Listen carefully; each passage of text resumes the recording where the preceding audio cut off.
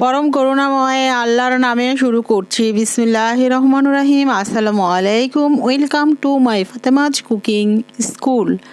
আমার এই রান্নাগুলো যদি ভালো লেগে থাকে লাইক, শেয়ার এবং সাবস্ক্রাইব করবেন।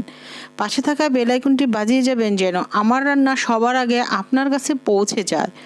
কেমন আছেন আপনারা? আলহামদুলিল্লাহ, আমি তো ভালো আছি। চলুন আমরা সবাই মিলে চেষ্টা করি 5 ওয়াক্ত নামাজ পড়ার জন্য, নিজে ভালো থাকি, অন্যকে ভালো রাখি। বন্ধুরা, তোমরা নিজে ভালো থেকো, অন্যকে ভালো রেখো। আজ আমি দেখাবো রামেন নুডলস স্যুপ। এই শীতের মধ্যে স্যুপ কিন্তু অত্যন্ত মজাদার এবং মোটামুটি সবারই জনপ্রিয়। যে কোনো কিছু দিয়ে স্যুপ রান্না করা হোক, এই শীতের মধ্যে স্যুপ খেতে খুবই মজা এবং ভালো লাগে। আমার কাছে তো অনেক ভালো লাগে। এর আগে আমি অনেক রামেন নুডলস স্যুপ বানিয়ে দেখিয়েছি। জাল রামেন নুডলস, কিন্তু আজ আমি সেই জাল রামেন নুডলস স্যুপটা রান্না করব না। আজ আমি হোয়াইট রামেন নুডলস তৈরি করব। তবে আগের যে স্যুপ, আমি তো এটা খাওয়ার পরে, স্যুপটা খাওয়ার পরে বয়েস দিয়েছি। তবে আমি আগে যে রামেন নুডলস স্যুপগুলো দিয়েছি, সবচেয়ে বেশি মজা হয়েছে এই হোয়াইট রামেন নুডলস স্যুপটি।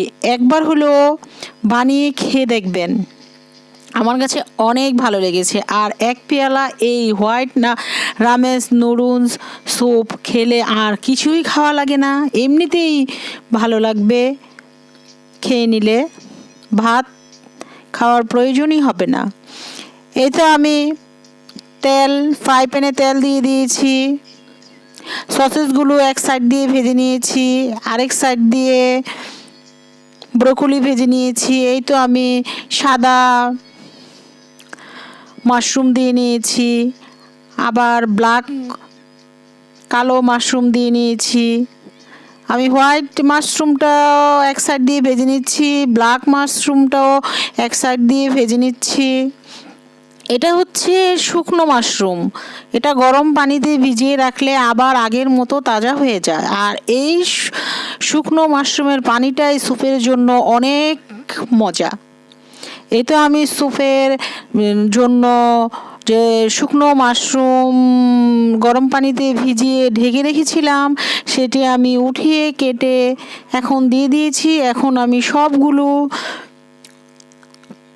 মাশরুম ভেজে নিয়েছি। আমি এখানে 3 রকমের মাশরুম দিয়েছি। আপনারা চাইলে কম দিতে পারেন কিংবা নাও দিতে পারেন, অথবা আরও বেশিও দিতে পারেন, কারণ বাজারে অনেক রকমের মাশরুম পাওয়া যাচ্ছে এখন আমার সবগুলো ভাজা হয়ে গেছে।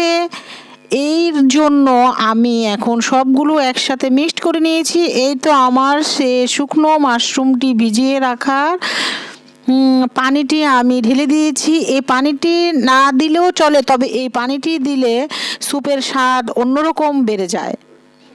আমি এখানে ডিম সিদ্ধ করে রেখেছিলাম, কিছুই করিনি, শুধু ছিলে এখানে দিয়ে দিচ্ছি। আমরা মানুষ 3 জন, তাই 3টি দিয়েছি, অতএব অতিরিক্ত ডিমের তো দরকার নেই। আমার মনে হলো বললাম। এই তো নেড়ে চেড়ে নিচ্ছি ডিমগুলো দিয়ে, ভালোভাবে নেড়ে নিচ্ছি।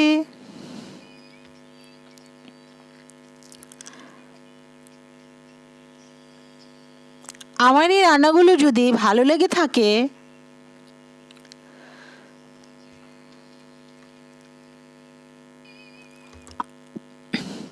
লাইক, শেয়ার এবং সাবস্ক্রাইব করবেন। পাশে থাকা বেল আইকনটি বাজিয়ে যাবেন যেন আপনার কাছে আমার রান্না সবার আগে চলে যায়, যেন সবার আগেই আপনি আমার রান্নাটা দেখতে পারেন।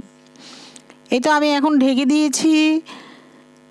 আমি এখানে গরম পানি ইউজ করেছি, আর শীতের মধ্যে গরম পানি ইউজ করাটাই ভালো। আমি সবসময় গরম পানিটাই ইউজ করি, চাইলে ঠান্ডা পানি দিতে পারেন, কোনো সমস্যা নেই, তবে একটু সময় লাগবে পানিটা বলক আসতে।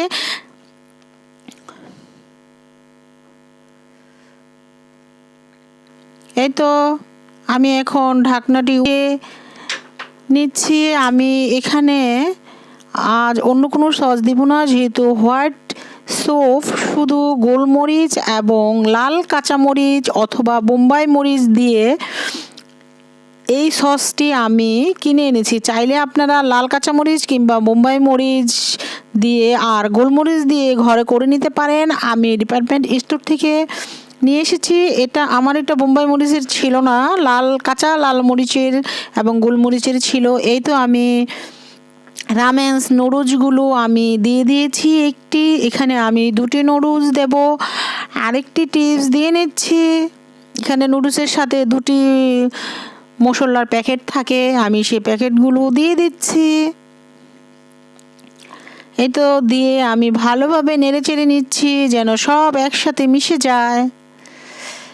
দেখেছেন কালারটা কত সুন্দর এসেছে।